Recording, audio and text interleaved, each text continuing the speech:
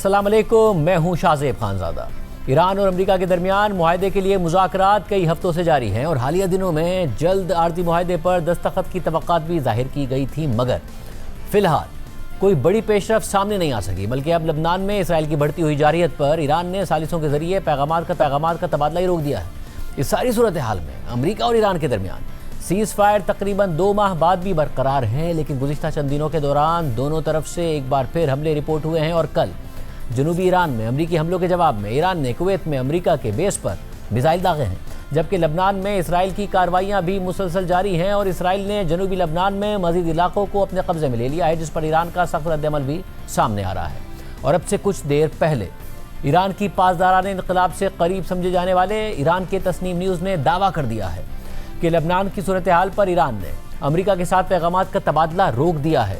Tasneem news agency के मुताबिक Iran की मुज़ाकराती टीम ने लबनान पर हमलों की वजह से सालिसों के ज़रिए अमेरिका के साथ पैगामात के तबादले को रोक दिया है। ईरानी हुक्काम और मुज़ाकरातकारों ने सहयूनी हुकूमत की जानिब से गज़ा और लबनान में जारहाना और वहशियाना फ़ौजी कार्रवाइयों के फ़ौरी ख़ात्मे और लबनान के मकबूजा इलाकों से मुकम्मल इनखला की ज़रूरत पर जोर देते हुए कहा है कि जब तक इस मामले पर ईरान और मज़ाहमती मुहाज़ के मौक़िफ़ को तस्लीम नहीं किया जाता, तब तक कोई मुज़ाकरात नहीं होंगे। तस्नीम न्यूज़ के मुताबिक इसराइल और उसके हामियों को सज़ा देने के लिए ईरान और ख़ित्ते में उसके एक्सिस ऑफ रेजिस्टेंस इत्तिहाद ने एक मंसूबा बनाया है, जिसके तहत स्ट्रेट ऑफ हुर्मुज़ को मुकम्मल तौर पर बंद कर दिया जाएगा और दीगर मुहाज़ों को भी फ़ाल किया जाएगा, जिनमें रेड सी बाबुल मंदब भी शामिल है। यानी ईरान दुनिया भर में खलीजी ममालिक से तेल की तरसील के एक और अहम रास्ते को बंद करने की कोशिश करेगा। इसी वजह से बैनुल-अक़वामी मार्केट में तेल की कीमतें फिर बढ़ रही हैं और उनमें 7% तक इजाफा देखा गया है। ब्रेंट क्रूड 97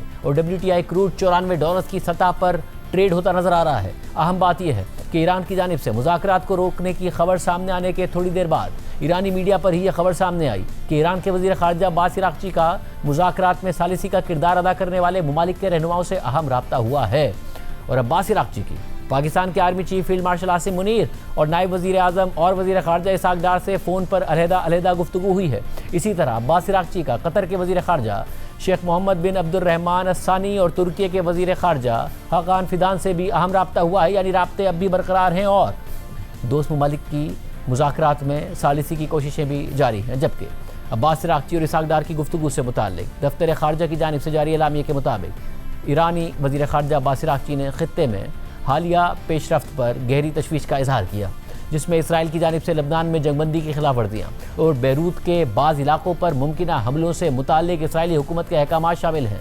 इस दौरान अब्बास इराक़ची ने इलाक़ाई सिफारतकारी में पाकिस्तान के तामीरी किरदार को सराहा और दरख्वास्त की कि पाकिस्तान मौजूदा सूरत हाल में कशीदगी कम करने और जंगबंदी बरकरार रखने की कोशिशों में अपनी मस्बत सिफारती खिदमात जारी रखे। जबकि सागदार ने पाकिस्तान की शदीद तशवीश का इज़हार करते हुए इस बात पर जोर दिया कि जंगबंदी को बरकरार रखना इंतहाई ज़रूरी है ताकि मौजूदा मफाहमत और समझौतों को नुकसान ना पहुँचे। दोनों रहनुमाओं ने करीबी राब्ते में रहने पर इत्तफाक किया। ऐसे में मुआहदे और मुज़ाकरात से मुताल्लिक़ अमरीका और ईरान की तरफ से अहम बयानात आज भी सामने आए हैं, मगर दोनों तरफ कशीदगी अब भी बरकरार है। और आज सुबह अमरीका की सेंट्रल कमांड यानी सेंटकॉम ने एक्स पर पोस्ट करते हुए लिखा कि सेंटकॉम ने इस हफ्ते के आखिर में ईरान के शहर गुरुक और किशम जजीरे पर ड्रोन्स के लिए इस्तेमाल होने वाले रडार और कमांड एंड कंट्रोल सिस्टम्स के खिलाफ दिफाई कार्रवाइयाँ की हैं। ये महदूद और डेलिब्रेट हमले हफ्ते और इतवार के दिन किए गए, जो ईरान की जारहाना कार्रवाइयों के जवाब में थे। इन कार्रवाइयों में ईरान की जानिब से एक अमरीकी ड्रोन को बैनुल-अक़वामी पानियों के ऊपर मार गिराना भी शामिल था। सेंटकॉम का मजीद कहना है कि अमरीकी लड़ाका तैयारों ने फौरी रद्द-ए-अमल देते हुए ईरान के फ़िज़ाई दिफाई निज़ाम, एक कंट्रोल स्टेशन और 2 हमलावर ड्रोन्स को तबाह कर दिया, जो खित्ते से गुजरने वाले बहरी जहाज़ों के लिए वाज़ेह खतरा थे। इस कार्रवाई में कोई भी अमरीकी फ़ौजी ज़ख्मी नहीं हुआ और सेंटकॉम जंगबंदी के दौरान गैर ज़रूरी ईरानी जारहियत के जवाब में अमरीकी असासों और मफादात के तहफ़्फ़ुज़ के लिए अपनी कार्रवाइयाँ जारी रखेगा। इसके बाद आज कुवैत की वज़ारत दिफ़ा ने ऐलान किया कि ईरान की तरफ से आने वाले मिसाइल्स की वजह से कुवैत का फ़िज़ाई दिफाई निज़ाम एक्टिव कर दिया गया है। और फिर ईरान की पासदाराने इनकलाब ने एक बयान में दावा किया कि उन्होंने उस अमरीकी अड्डे पर हमला कर दिया है जहां से जनूबी ईरान में एक टेलीकम्युनिकेशन टावर पर हमला हुआ था। पासदाराने इनकलाब ने अपने बयान में बताया कि ईरान की फ़िज़ाइया ने उस फौजी अड्डे को निशाना बनाया और तबाह कर दिया, जहां से अमरीकी फ़ौज ने ईरान के जनूबी सूबे हुर्मुज़गान में वाक़ एक टेलीकॉम टावर पर हमला किया था। पासदाराने इनकलाब ने मज़ीद कहा कि کہ اگر جارحیت دوبارہ کی گئی تو اس کا جواب اس سے مکمل طور پر مختلف ہوگا اور اس کے نتائج کی ذمہ داری جارح اور بچوں کی قاتل امریکی حکومت پر عائد ہوگی۔ اس بیان کے ساتھ پاسداران انقلاب نے حملے کی ایک ویڈیو بھی جاری کی جس میں ایران کی جانب سے داغے گئے میزائلز کو دیکھا جا سکتا ہے، اور ساتھ ہی یہ بھی دیکھا جا سکتا ہے کہ ایران کی جانب سے داغے گئے ایک میزائل پر امریکی صدر ٹرمپ کی تصویر کے ساتھ لکھا ہے کہ جب تک امریکہ کا آخری فوجی خطے سے نہیں نکلتا۔ اس کے علاوہ ایران سے سامنے آنے والی ایک ویڈیو میں دیکھا جا سکتا ہے کہ جنوبی ایران کے اوپر سے ایک ایرانی میزائل کویت کی طرف جا رہا ہے، جبکہ آج شام کو سینٹ کام نے اپنے ایک بیان میں کویت میں ایرانی حملوں کی تصدیق کرتے ہوئے کہا کہ امریکہ کے وقت کے مطابق گزشتہ رات 11 بجے امریکی فورسز نے کویت میں موجود امریکی فوجیوں کو نشانہ بنانے والے ایران کے 2 بیلسٹک میزائلز کو کامیابی کے ساتھ انٹرسیپٹ کیا ہے، اور یہ میزائل فوراً ناکارہ بنا دیے گئے اور ان حملوں میں کوئی امریکی اہلکار زخمی نہیں ہوا ہے۔ بیان میں مزید لکھا ہے کہ خطے میں سینٹ کام مکمل طور پر الرٹ ہے اور ایرانی جارحیت کے خلاف اپنی افواج کے تحفظ کو یقینی بنانے کے ساتھ ساتھ جنگ بندی کی حمایت جاری رکھے گی۔ اس کے علاوہ آج ایرانی میڈیا نے ہفتے اور اتوار کو اسٹریٹ آف ہرمز کے قریب ایک امریکی ڈرون کو گرانے کی ایک ویڈیو بھی جاری کی ہے، جس میں دیکھا جا سکتا ہے کہ کیسے ایران نے امریکہ کے ایک جدید MQ-1 ڈرون کو نشانہ بنایا۔ اس ساری صورتحال میں سعودی عرب اور متحدہ عرب امارات نے کویت میں امریکی اڈے پر ایران کے حملوں کی سخت الفاظ میں مذمت کی ہے۔ دوسری جانب اسرائیل نے جنگ بندی کے باوجود لبنان میں اپنے حملے مزید بڑھا دیے ہیں اور اسرائیلی فورسز نے جنوبی لبنان میں مزید اہم علاقوں کو اپنے قبضے میں لے لیا ہے۔ اسرائیلی فوج نے جنوبی لبنان میں 900 سال پرانے قلعے اور ایک اہم پہاڑی چوٹی کو اپنے قبضے میں لے لیا ہے، جو پورے علاقے میں اسرائیلی قبضے کو وسعت دینے کے منصوبے میں اہم پیش رفت قرار دی جا رہی ہے، جبکہ اسرائیلی وزیر اعظم نیتن یاہو نے اتوار کے روز کہا ہے کہ انہوں نے اسرائیلی فوجیوں کو حکم دے دیا ہے کہ وہ ایران کی حمایت یافتہ حزب اللہ کے خلاف جنگ میں لبنان کے اندر مزید پیش قدمی کریں اور آگے بڑھیں۔ لبنان میں اسرائیل کی بڑھتی ہوئی کارروائیوں پر ایران کا سخت رد عمل سامنے آ رہا ہے، جہاں ایرانی میڈیا کے مطابق ایران نے لبنان میں حملے روکنے تک امریکہ کے ساتھ مذاکرات کا سلسلہ ہی معطل کر دیا ہے۔ تو وہیں اس سے پہلے آج ایران کے وزیر خارجہ عباس عراقچی نے اس صورتحال سے متعلق ایکس پر پوسٹ کرتے ہوئے لکھا، ایران اور امریکہ کے درمیان جنگ بندی ہر محاذ پر واضح طور پر نافذ ہے، جس میں لبنان بھی شامل ہے۔ ایک محاذ پر اس کی خلاف ورزی دراصل تمام محاذوں پر جنگ بندی کی خلاف ورزی سمجھی جائے گی۔ کسی بھی خلاف ورزی کے نتائج کی ذمہ داری امریکہ اور اسرائیل پر ہوگی۔ اسی طرح آج ایران کی پارلیمنٹ کے اسپیکر اور امریکہ کے ساتھ مذاکرات میں ایران کی مذاکراتی وفد کے سربراہ محمد باقر غالیباف نے ایکس پر پوسٹ کرتے ہوئے لکھا کہ بحری ناکہ بندی اور لبنان میں صہیونی حکومت کی جانب سے جنگی جرائم میں اضافہ اس بات کا واضح ثبوت ہے کہ امریکہ سیز فائر کے معاہدے پر عمل نہیں کر رہا۔ محمد باقر غالیباف نے مزید لکھا کہ ہر فیصلے کی ایک قیمت ہوتی ہے اور آخرکار وہ قیمت ادا کرنی ہی پڑتی ہے، وقت آنے پر سب کچھ اپنے انجام تک پہنچ جائے گا۔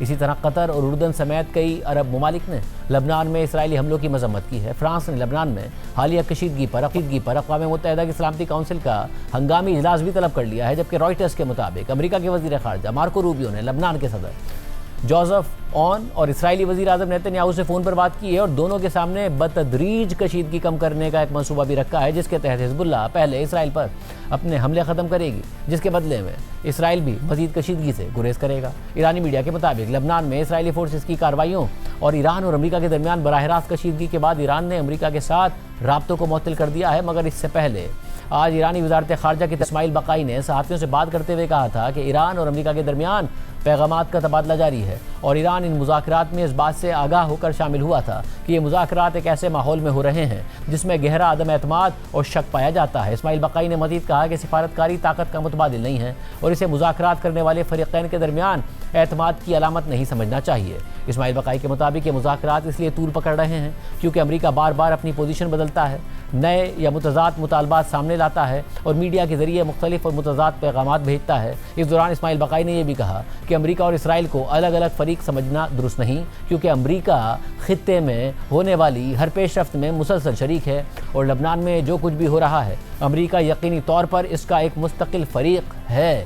اہم بات یہ ہے کہ اب سے کچھ دیر پہلے صدر ٹرمپ نے امریکی چینل NBC نیوز سے بات کرتے ہوئے کہا ہے کہ مجھے ابھی تک کسی نے ایران کی جانب سے بات چیت روکنے کے بارے میں کوئی اطلاع ہی نہیں دی ہے، لیکن اگر وہ بات چیت ختم کرنا چاہتے ہیں تو ٹھیک ہے، مگر اس کا یہ مطلب نہیں ہے کہ ہم وہاں جا کر ایران پر بم گرانا دوبارہ شروع کر دیں گے۔ پروگرام میں آگے بڑھتے ہیں۔ خبر سامنے آئی ہے کہ طالبان حکومت نے غیر رسمی طور پر پاکستان کو پیغام پہنچایا ہے کہ افغان طالبان کے امیر ہیبت اللہ خونزادہ نے کالعدم تحریک طالبان پاکستان یعنی TTP کو خبردار کر دیا ہے کہ وہ پاکستان کے اندر حملے کرنا بند کر دے اور سرحد سے دور ہٹ جائے۔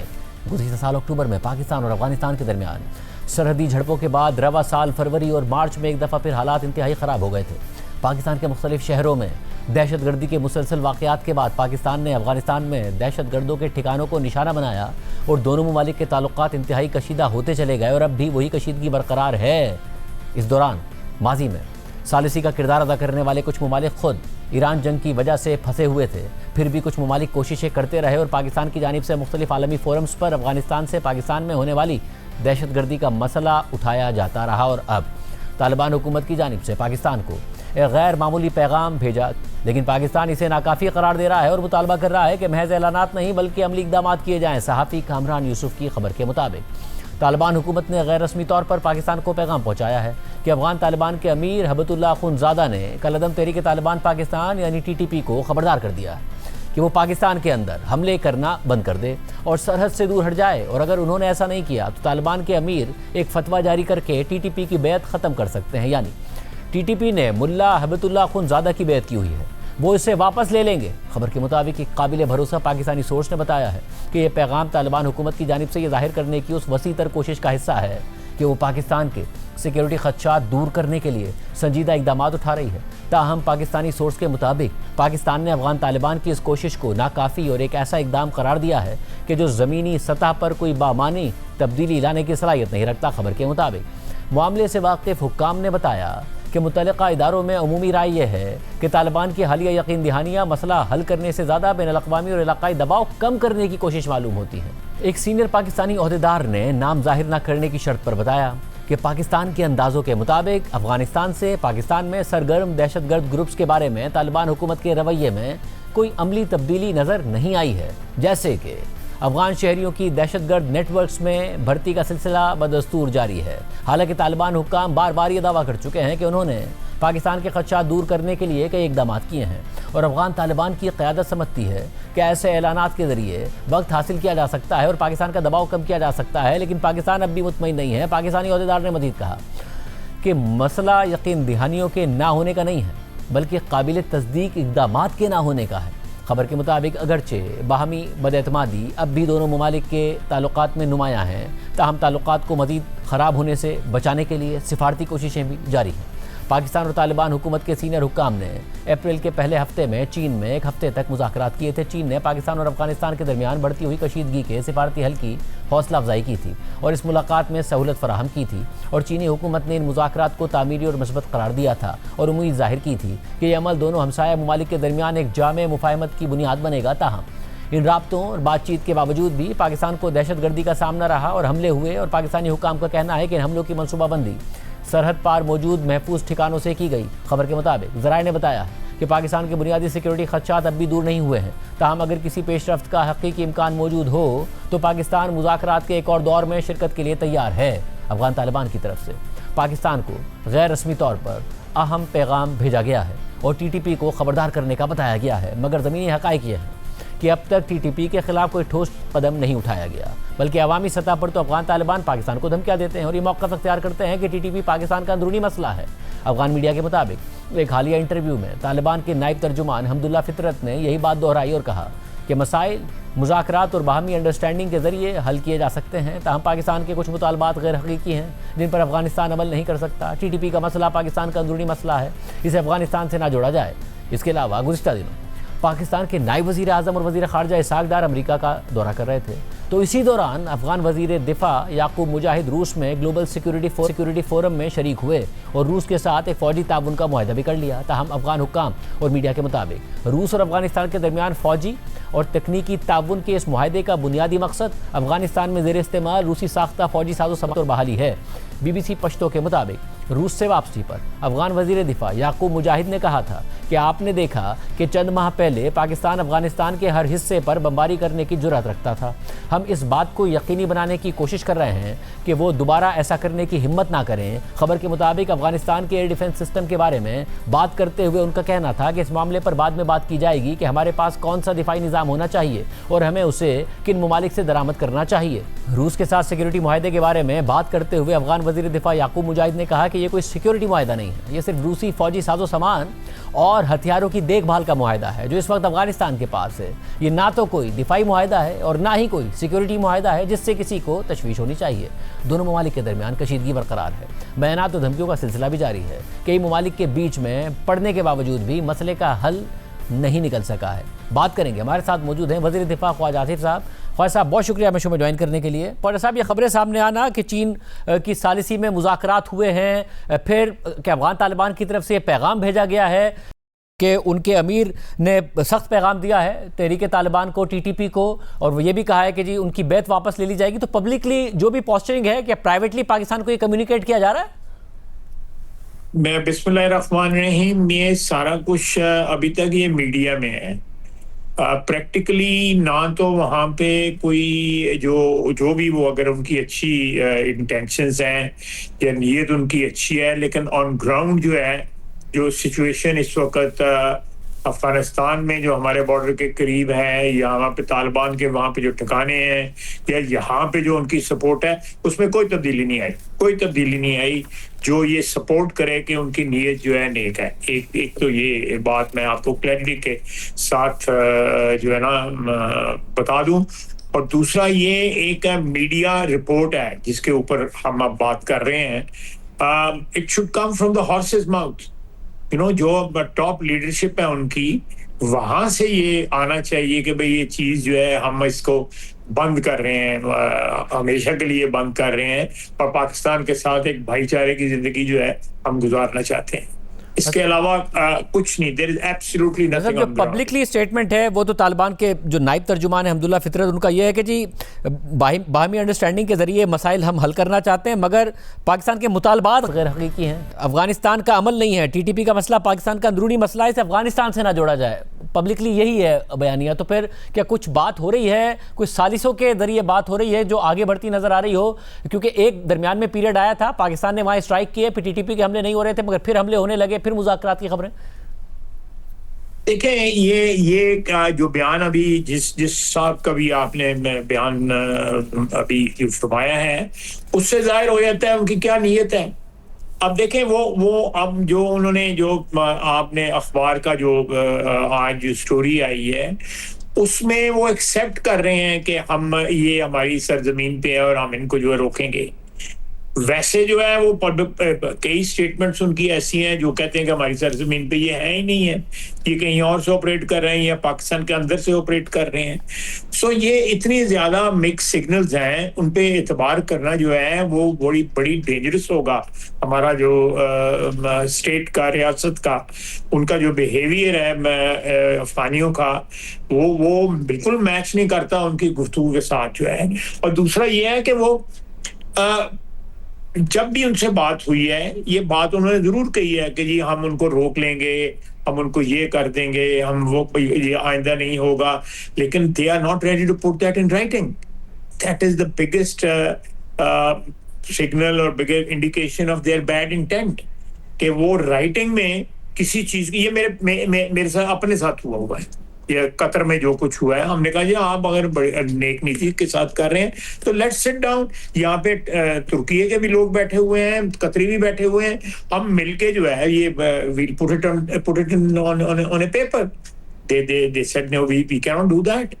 تو یہ جو ہے میرا نہیں خیال کہ کوئی اس میں کوئی سبسٹنس ہے اس بات میں جو. اور پھر جتنے ثالث بیچ میں تھے, سعودی عرب کی بات آنا, قطر کی بات آنا, وہ تو سارے اب ایران جنگ میں بہت زیادہ مصروف ہیں, کیونکہ ایک معاہدہ ہوتے رہ جاتا ہے. اب دوبارہ ہمیں نظر آیا ہے کہ دونوں ممالک کے درمیان پھر خبر آئی کہ سفارتی جو تعلق ہے وہ ختم ہو گیا. تو سارے ثالث جو کردار ادا کر سکتے تھے وہ تو وہاں مصروف ہیں. تو پھر کیا بات آگے بڑھے گی تو کیسے بڑھے گی پاکستان اور افغانستان کے درمیان؟ چین کے ذریعے بڑھے گی.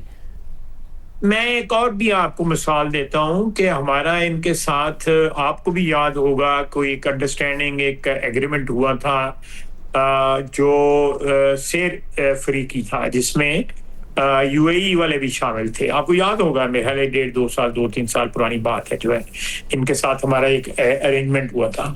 اس میں یہ ہوگا کہ یہ فنڈنگ ڈی فنڈنگ ہوگی, یعنی ان کی فنڈنگ جو ہے ختم کی جائے گی ٹی ٹی پی کی, جو وہاں سے ہوتی ہے, جو ٹی ٹی اے کی طرف سے ہوتی ہے, یا افغانستان کی طرف سے ہوتی ہے, یا انڈیا کی طرف سے ہوتی ہے, تھرو افغانستان ہوتی ہے, وہ ختم کی جائے گی. اور پھر ان کو ریلوکیٹ کیا جائے گا. ریلوکیشن بھی جو ہے اس پارٹ کا حصہ تھا. تیسرا جو ہے نا وہ بھی اس کا ڈی ویپنائزیشن تھی کہ ان سے تمام طرح ہتھیار جو ہے لے لیے جائیں گے. یہ 3 اس میں نکات تھے, ایک پہ بھی عمل نہیں ہوا. یہ ایگریمنٹ ریٹن ہے, سائنڈ ہے یہ ایگریمنٹ جو ہے, میں آپ کو ود اتھارٹی کہہ رہا ہوں. تو اگر لکھی پڑی بات جس میں افغانستان والے جو ہے ان کے سپورٹر تھے, حامی تھے, ان کی بہاف کے اوپر وہ بات کر رہے تھے, اور یو اے ای جو ہمارے لیے بھی نہایت قابل احترام بھائی ہے, ہمارے ان کے ساتھ تاریخی معاملات ہیں, روابط ہیں, ان کی جو ہے وہ سالسی میں یہ سارا کچھ سائن ہوا. 3 سیف فریقی یہ ایگریمنٹ ہے, اس کے اوپر عمل نہیں ہوا, بالکل نہیں عمل ہوا. نہ یہ ریلوکیٹ ہوئے ہیں, کوئی ایسی کوئی نظر تو نہیں آئی ریلوکیٹ, تو بلکہ یہ پاکستان کے اندر آ کے اپنی سینکچوریز انہوں نے بنا لی ہیں. خواہ صاحب, اس سب میں جو افغان حکام اور میڈیا کے مطابق روس اور افغانستان کے درمیان فوجی اور تکنیکی تعاون کا ایک معاہدہ ہوا ہے, جس کے تحت افغانستان میں زیر استعمال روسی ساختہ فوجی ساز و سامان کی مرمت اور بحالی ہوگی. اب B B C Pashto report کر رہا ہے افغان وزیر دفاع یعقوب مجاہد صاحب کا بیان کہ انہوں نے کہا کہ چند ماہ پہلے پاکستان افغانستان کے ہر حصے پر بمباری کرنے کی جرات رکھتا تھا. ہم اس بات کو یقینی بنانے کی کوشش کر رہے ہیں کہ وہ دوبارہ ایسا کرنے کی ہمت نہ کریں. یہ جو ایئر ڈیفنس سسٹم اور یہ ساری کی ساری پاکستان کیسے دیکھ رہا ہے اس کو؟ ایک ایئر ڈیفنس سسٹم انڈیا کا بھی تھا, کیا حال ہم نے اس کا کر دیا, پیتی کر دیا اس کو جو ہے. یہ بھی ٹرائی کر کے دیکھ لیں. میں زیادہ الیبوریٹ نہیں کرنا چاہتا. ان کے پاس بھی بڑی چیزیں تھیں, بڑا ساز و سامان تھا ان کے پاس, دنیا کی اتنی بڑی طاقت ہے, اسے ان کی وہ پشت پناہی نہیں کر رہے ہیں. ان کا کیا حال, یعنی کہ ان کی پشت پناہی کرنے والوں کا کیا حال ہوا ہے پچھلے سال, اور ان کا کیا حال ہوگا اللہ کے فضل سے, اس کی مہربانی سے, اگر انہوں نے ایئر ڈیفنس سسٹم. اور آپ دیکھ رہے ہیں ایئر ڈیفنس سسٹم جو ہے وہ ایک آئرن ڈوم بھی بنایا ہے, وہ تھا اسرائیل نے, ایران نے اس کو توڑ کے اس کو جو ہے وہ کباڑیے کی دکان تک پہنچا دیے. یہ باتیں ہیں ساری. یہ دل ہونا چاہیے, جگرا ہونا چاہیے. جس طرح ہم نے یہ سندور جو ہے مٹایا جو ہے ان کا, یہ مار کا حق میں جو ہم نے کیا ہے, اللہ کی مدد سے کیا ہے, اس کی مہربانی سے کیا ہے. یہ لوگ جو ہیں یہ they cannot be trusted. یہ تو کاروبار ہے ان کا. پاکستان میں ان کی جائیدادیں ہیں, پاکستان میں ان کے گھر والے بیٹھے ہوئے ہیں یہاں پہ. یعنی یہ اس سے بڑی ٹریچری کیا ہو سکتی ہے؟ ہیومن ہسٹری میں کوئی آپ کو اس طرح کی مثال نہیں ملے گی کہ ایک ملک نے 40 سال کسی کو پناہ دی ہو, وہ اسی ملک کی جو ہے جڑیں کاٹنے میں مصروف ہے, اسی میں خون خرابہ کر رہے ہیں, اس کے دشمنوں کی پشت پناہی کرتے ہیں. اس سے بڑی کیا مثال ہوگی؟ Who will trust them? کو مجھے بتائیں نا, کون ان پہ اعتبار کرے گا اس ٹریٹمنٹ کے بعد جو ہے. بہت شکریہ وزیر دفاع خواجہ صاحب کی. سنیے پروگرام میں بریک شامل کرتے ہیں اور عام خبر کی تفصیلات آپ کے سامنے رکھیں گے.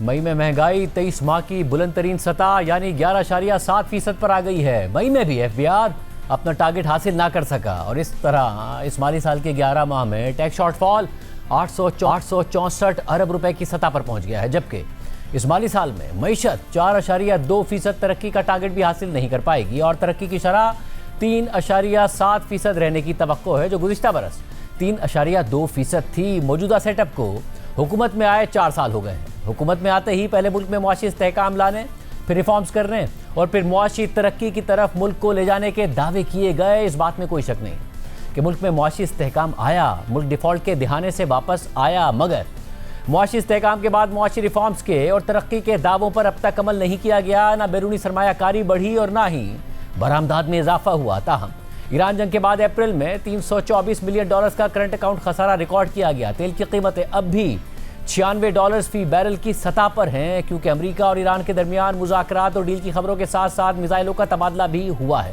اور غیر یقینی کی صورتحال بڑھ گئی ہے. یعنی پاکستان کی معیشت کے لیے مزید خطرات بڑھ گئے ہیں. جبکہ وزیر اعظم شہباز شریف کا کہنا ہے کہ آئندہ بجٹ میں انڈسٹریل گروتھ کے لیے اقدامات کیے جائیں گے. بات کریں گے, ہمارے ساتھ موجود ہیں سابق وزیر خزانہ ڈاکٹر حفیظ پاشا. ڈاکٹر صاحب بہت شکریہ ہمیں شعبہ جوائن کرنے کے لیے. ڈاکٹر صاحب حالات جو ہیں وہ آپ کے سامنے ہیں. اب 11.7% کی مئی میں مہنگائی, 864 ارب کا ٹیکس شارٹ فال. آپ کو لگ رہا ہے کہ آنے والے بجٹ میں حکومت کوئی ریلیف دے پائے گی یا پھر کوئی ریفارم کر پائے گی, یا کوئی امید نہیں ہے؟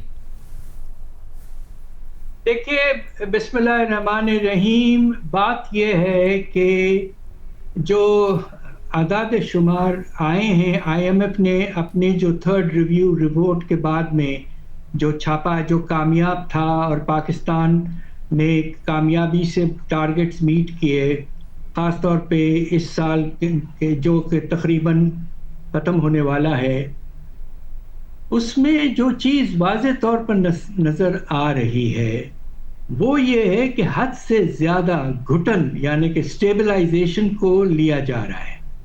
سانس لینے کی بھی گنجائش نہیں دی جا رہی ہے اکانومی کو, جبکہ اللہ کے فضل سے ہمارے ریزرو 17 ارب ڈالر تک پہنچ گئے ہیں. اور دوسری طرف آل سیڈ اینڈ ڈن حالات بہتر اور بھی ہو سکتے تھے, مگر یہ جنگ کی وجہ سے کافی ہمارے افراط زر میں یقیناً اضافہ ہے. مگر آپ یہ سوچئے کہ پاکستان اگلے سال جو بجٹ ڈیفیسٹ کا ٹارگٹ ایکسیپٹ کر رہا ہے شاید 3.5% جی ڈی پی کا, اور آپ کو یاد ہوگا بہت سے سال ایسے گزرے ہیں جبکہ یہ 6-7-8% رہا ہے, اور سال جو ختم ہونے والا ہے صرف 4. اور اچھی بات یہ بھی ہے کہ ہمارا جو پبلک ڈیٹ ہے اس کا بھی ratio to G D P گرا ہے. تو یہ وقت آ گیا ہے, آپ نے اسٹیبلائزیشن کر لی ہے, اب خدا کے لیے سانس لینے دیجئے اکانومی کو. اس سب سے پہلے جو چیز آپ کو کرنا چاہیے کہ دوسروں ملکوں کے برعکس آپ کا پیٹرولیم لیوی ٹیکس جو ہے وہ حد سے زیادہ ہے. بجٹ میں آپ اس کو وہی ریٹ پہ لائیں جب یہ سیلز ٹیکس کا نظام جاری تھا. جب پیٹرولیم لیوی کو ہم لے آئے 3 سال پہلے, اس وقت 18% ریٹ تھا, آج وہ تقریباً 2 گنا ہے, 35 سے 40%, اس کو 18% پہ واپس لائیں. اس طرح کے اقدامات لیں تاکہ لوگ سانس لے پائیں, ریلیف ہو اور قیمتوں میں پھر سے کچھ کمی آنا شروع ہو جائے. اور ڈاکٹر صاحب اس کے لیے کون سے ایسے ایونیوز ہیں, کیونکہ حکومت نے ظاہر 4 سال ہو گئے اس حکومت کو, دعوے بہت کیے کہ ہم ٹریڈر سے ٹیکس لیں گے, ریٹیلر سے ٹیکس لیں گے, ایگریکلچر سے ٹیکس لیں گے, مگر ایسا ہوا نہیں. اور ہمیں نظر آیا کہ سیلریڈ انکم پر بہت زیادہ ٹیکس, پھر پی ڈی ایل کی مد میں بہت زیادہ ٹیکس جمع کرنے کی کوشش کی گئی جب ٹیکس شارٹ فال ہمیں ایف بی آر میں نظر آتا ہے. کون سے ایسے ایونیوز ہیں جہاں پر حکومت فوکس کرے, وہاں سے ٹیکس جمع کرے, جبکہ عوام کو پی ڈی ایل کی صورت میں یا پھر سیلریڈ کلاس کو ریلیف دے؟ دیکھیے آئی ایم ایف پروگرام جو تقریباً 2 سال سے جاری ہے, پہلے سال کوشش کی گئی تھی کہ زرعی شعبہ جو ہے اس میں انکم ٹیکس کے نظام پروونسز لے آئے ہیں.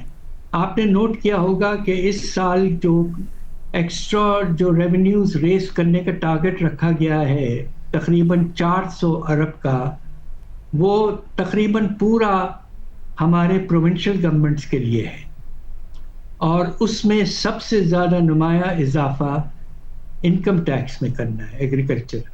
اب آپ یہ سوچئے کہ پاکستان میں 1% بڑے زمیندار جو ہیں 24% زمین پاکستان کی ان کے پاس ہے, اور دوسری طرف آپ یہ دیکھیے کہ ریونیو پوٹینشیل جو ہے, اس لیے کہ لینڈ ریونیو کے نظام سے تو ہمیں پتہ ہے لینڈ ہولڈنگز کیا ہیں, تقریباً 800 ارب کا ریونیو پوٹینشیل ہے, اور آئی ایم ایف بھی پوری کوشش کر رہا ہے کہ یہ حاصل ہو.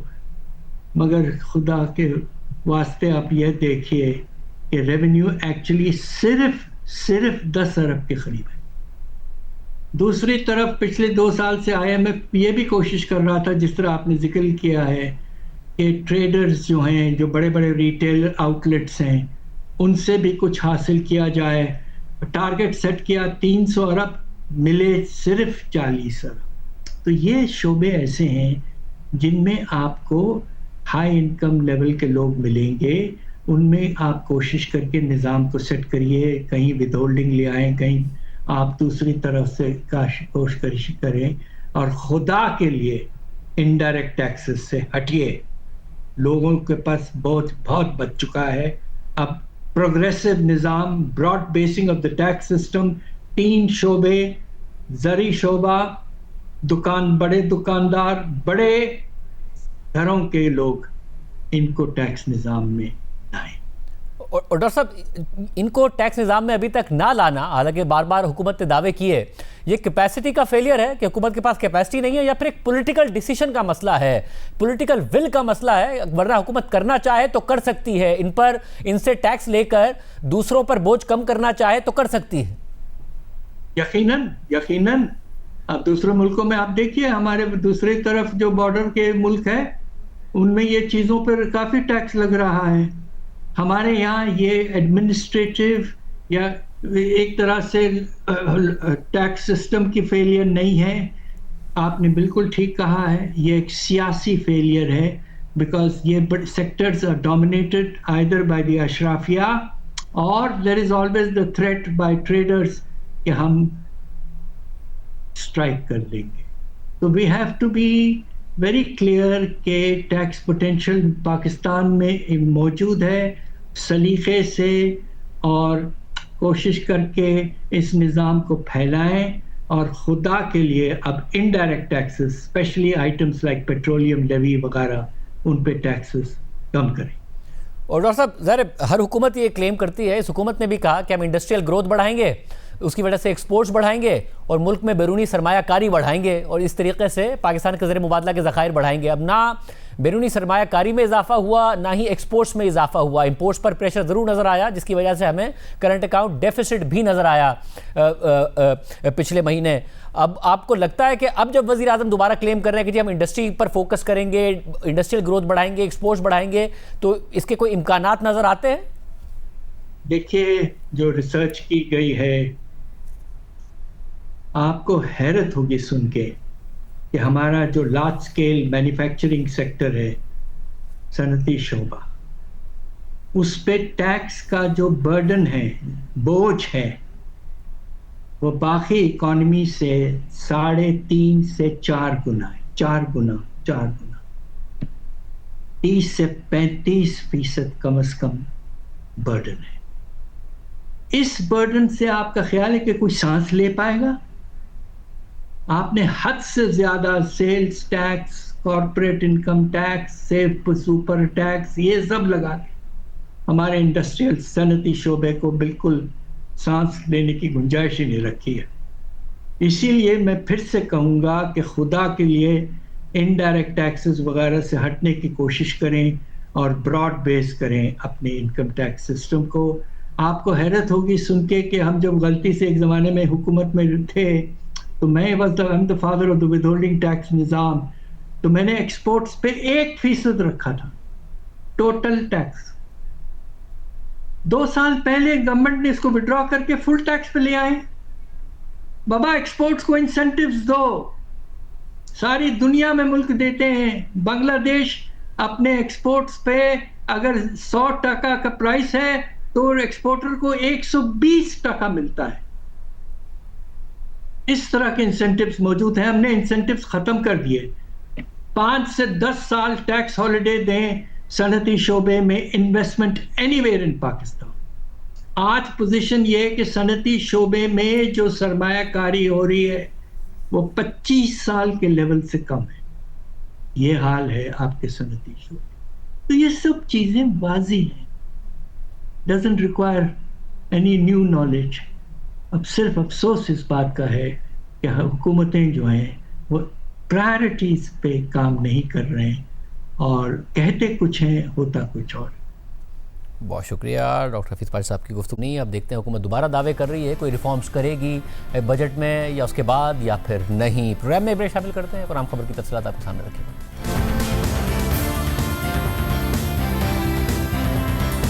تحریک انصاف خیبر پختونخوا میں اختلافات کی خبریں سامنے آ رہی ہیں۔ کل وزیر اعلیٰ خیبر پختونخوا سہیل آفریدی کی صدارت میں پارلیمانی پارٹی کا اجلاس ہوا جس میں 30 سے زائد اراکین صوبائی اسمبلی غیر حاضر رہے۔ پارلیمانی پارٹی کے اجلاس سے پہلے واٹس ایپ گروپ میں وزیر اعلیٰ خیبر پختونخوا سہیل آفریدی اور سابق وزیر اعلیٰ علی امین گنڈا پور کے درمیان سخت جملوں کا تبادلہ بھی سامنے آیا، جبکہ تحریک انصاف نے معاملہ سنبھالنے کے لیے نئی رابطہ کمیٹی بھی قائم کر دی ہے، مگر یہ خبر بھی سامنے آ رہی ہے کہ ناراض اراکین نے نئے اراکین سے ملنے سے انکار کر دیا ہے۔ سہیل آفریدی نے पार्टी व्हाट्सएप ग्रुप में दावा किया कि पार्लिमानी इजलास में तमाम दोस्त शिरकत करें। बाहर और पार्टी के अंदर कुछ जर्नैल चाहते हैं कि ये पार्लिमानी इजलास कामयाब ना हो।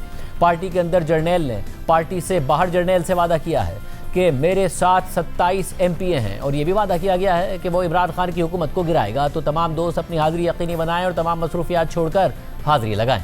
इस मैसेज के बाद साबिक वज़ीर आला अली अमीन गंडापुर ने व्हाट्सएप ग्रुप में रद्द-ए-अमल देते हुए लिखा कि इस मैसेज में तो वही डायलॉग दोहराया गया है, इसका उसका इसका, तुम नाम क्यों नहीं लेते CM साहब।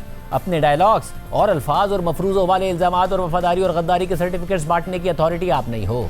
अली अमीन गंडापुर ने मज़ीद लिखा कि इमरान खान के साथ कौन है या नहीं और किसने क्या किया है या कर रहा है, बातों से नहीं अमल से साबित होता है और हर फैसले का इख्तियार सिर्फ इमरान खान को है और छुप छुप कर मुलाकातें आप करते हैं और इशारतन खिताब औरों को दे रहे हैं और धमकियां भी। लिहाजा जो जिम्मेदारी और कमिटमेंट्स हैं उन पर फोकस करें। इस तरह का रवैया और ज़बान सोच कर इस्तेमाल की जाए तो बेहतर होगा, वरना इमरान खान के अलावा हम किसी को और किसी के बाप को न मानते हैं और ना जानते हैं। इन पैगामात के बाद गुज़िश्ता रात PTI की पार्लिमानी पार्टी का इजलास हुआ। नुमाइंदा जियो न्यूज़ अबू बकर सिद्दीक ने पार्टी ज़राए के हवाले से खबर दी है कि पार्लिमानी पार्टी के इजलास में अरकान असेंबली की तादाद से वज़ीर आला खुश नहीं थे। वज़ीर आला ने अरकान असेंबली को हर 15 दिन बाद मुलाकात की यकीन दहानी कराई और साथ ही वज़ीर आला ने बेशतर अरकान को पार्लिमानी सेक्रेटरीज और मुशीर बनाने का वादा भी किया। खबर के मुताबिक इजलास में शरीक 6 MPs भी वज़ीर आला से नाराज़ थे, मगर वज़ीर आला सुहेल आफरीदी और वज़ीर बल्दियात मीना खान के बार बार कॉल्स करने पर इजलास में शिरकत पर आमादा हो गए।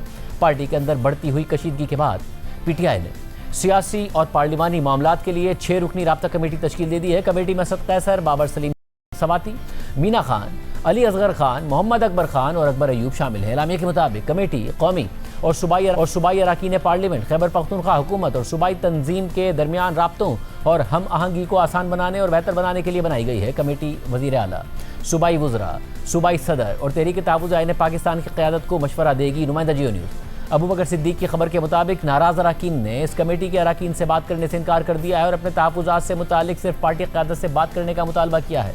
आज इस हवाले से तहरीक इंसाफ के चेयरमैन बैरिस्टर गौहर खान ने जियो न्यूज़ से गुफ्तगू करते हुए कहा कि खैबर पख्तूनख्वा में पार्टी के अंदर कोई फॉरवर्ड ब्लॉक नहीं है। पार्लिमानी पार्टी इजलास में सब मौजूद थे सिवाय उनके जो बैरून मुल्क थे। तमाम MPs वज़ीर आला सुहेल आफरीदी के साथ हैं।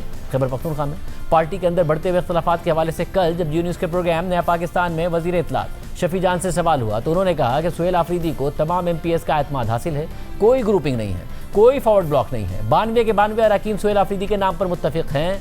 पार्टी के अंदर क्या चल रहा है, इस सारी सूरत पर बात करें न्यूज़ अबू बकर सिद्दीक से। अबू बकर सिद्दीक, बहुत शुक्रिया, आप इस हवाले से तफसीलात बताते रहे हैं, अपने ज़राए से भी खबरें देते रहे हैं। क्या हो रहा है मामला पार्टी के अंदर, जबकि पार्टी कह रही है कि कोई इख्तलाफात नहीं है? देखिए शाहज़ेब साहब, इस वक्त वज़ीर आला खैबर पख्तूनख्वा जो है वो मुख्तलिफ एंगल से जो है वो मुश्किलात से दो चार है। एक तरफ अगर उनको कारकुनों की जानिब से क्रिटिसाइज किया जा रहा है और उनको इस बात पर तनकीद का निशाना बनाया जा रहा है कि जिन पॉइंट्स पर या जिन वजूहात पर अली अमीन गंडापुर को हटाया गया, अभी भी जो वो तहफ़्फ़ुज़ात जो कि अली अमीन गंडापुर के वक्त में कारकुनों पे थे, वो तहफ़्फ़ुज़ात जो है वो अभी भी बरकरार है। तो दूसरी जानिब अब जो है ये नया मामला सामने आया है। अब उन जो MPs है खैबर पख्तूनख्वा असम्बली में जो है उनके लिए मुश्किलात बन गई है। बेसिकली जो अभी का जो इशू है MPs का, ये तब सामने आया जब खैबर पख्तूनख्वा की काबीना में तोसी हो गई। उसके बाद खैबर पख्तूनख्वा असम्बली में एक पार्लिमानी पार्टी इजलास हुआ और उस इजलास में जो है जो कुछ MPs थे उन्होंने जो है तहफ़्फ़ुज़ात का इजहार किया और उन्होंने मुतालबा किया कि खैबर पख्तूनख्वा काबीना में जो तोसी की गई है तो इसमें जो है मेरिट को मलहूज़ खातिर नहीं रखा गया और इस पर जो है वो नज़रसानी की जाए। अगर तो नज़रसानी नहीं की गई तो वो जो है असम्बली इजलास से बाइकाट करेंगे। उस वक्त जो है स्पीकर खैबर पख्तूनख्वा असम्बली ने मुदाखलत की और उन्होंने इस मसले को हल करने की यकीन दहानी कराई, लेकिन उसके बाद भी जो है कोई मुस्बत बातें जो है वो सामने नहीं आई। अब चूंकि ये मामलात काफ़ी ज़्यादा हो गए और ख़बरें आना शुरू हो गई कि कुछ नाराज़ अरकान जो है जिनकी तादाद 30 तक है, उन्होंने जो है अपना एक ग्रुप बना दिया है और वो मीटिंग्स कर रहे हैं, इस तरह की खबरें आना शुरू हो गई। इस तनाजुर में जो है वज़ीर खैबर पख्तूनख्वा सुहेल आफरीदी साहब ने जो है एक पार्लिमानी पार्टी इजलास तलब कर लिया اور تمام تر ایم پی ایز کو جو ہے انہوں نے یہ کہا کہ اس اجلاس میں شرکت جو ہے وہ لازمی ہے۔ اس دوران جو ہے وزیر اعلیٰ خیبر پختونخوا کچھ ایم پی ایز کے رہائش گاہ بھی گئے، ان کو منانے کی کوشش کی، اور کچھ ایم پی ایز کو وہ منانے میں کامیاب بھی ہو گئے۔ کچھ ایسے ایم پی ایز ہے جو کہ جن سے انہوں نے ٹیلی فون پر رابطہ کیا، اور جو ناراض ایم پی ایز ہے ان کو منانے کے لیے سہیل افریدی صاحب کا ساتھ جو ہے وہ عاطف خان صاحب نے بھی دیا، امینا خان نے بھی دیا، اسد کیسر نے بھی دیا، اور اسی طرح دیگر کچھ ایم این ایز اور پارٹی کے سینئر رہنما ہے جنہوں نے سہیل افریدی کا ساتھ دیا۔ ابھی کمیٹی بن گئی اس تمام تر معاملات کو ہینڈل کرنے کے لیے، جنید اکبر صاحب نے ایک کمیٹی بنا دی، اور اس میں اسد کیسر صاحب، عاطف خان صاحب، علی اصغر، بابر سلیم سواتی اور 5 رکنی یہ کمیٹی ہے۔ اس پر بھی جو ہے کوئی پازیٹیو رد عمل نہیں آیا جو ناراض رہنما ہے، اور انہوں نے ہمارے ذرائع یہ بتاتے ہیں کہ انکار کر دیا ہے، اور انکار اس بات پر کیا ہے، وہ یہ کلیم کر رہے کہ جو لوگ اس کمیٹی میں شامل ہیں تو آلریڈی ہم جو ہے مطلب انہی سے ہمارے شکوے ہے، گلے ہے، یہ وہی لوگ ہیں جس پہ جو ہے ہمیں اعتراض ہے کہ ان کے ریلیٹیوز کو جو ہے نوازا جا رہا ہے، ایم این ایز کو جو ہے جو ایم این ایز جو ہے اس کمیٹی میں شامل ہے ان کو فیور دیا جا رہا ہے، تو انہی سے ہمیں گلے اور تحفظات اور انہی کو جو ہے کمیٹی میں شامل کیا گیا۔ تو ان وجوہات کی بنا پر جو ہے ابھی تک جو کمیٹی بنی ہے انہوں نے کوئی ابھی تک اپنی کوئی ایکٹیویٹیز جو ہے وہ شروع نہیں کی۔ اس کے علاوہ بھی ایسے کچھ ایم پی ایز ہے جن کے اپنے بھی تحفظات ہیں، اور ان کے یہ تحفظات ہے کہ ایک تو وہ پارٹی کے ساتھ کافی وقت سے ہے، کافی ان کے ایفرٹس ہے، سرگرمیاں کر رہے پارٹی کے لیے، لیکن اس کے باوجود جو ہے ان کو نہ تو کیبنٹ میں شامل کیا جا رہا ہے۔ ان کا یہ دعویٰ ہے کہ جو فنڈز کی تقسیم ہے وہ بھی غیر منصفانہ طریقے سے جو ہے وہ کی جا رہی ہے۔ اس کے علاوہ وہ کہہ رہے ہیں کہ ہمارے اضلاع کے مسائل ہوتے ہیں، ہم وزیر اعلیٰ صاحب سے ٹائم لیتے ہیں، لیکن وزیر اعلیٰ خیبر پختونخوا کی جانب سے جو ہے ہمیں وقت نہیں دیا جا رہا۔ یہ تو جو ناراض جو شکریہ ابوبکر صدیق صدارت بتا رہے تھے۔ آج کے پروگرام میں اتنا ہی، اللہ حافظ۔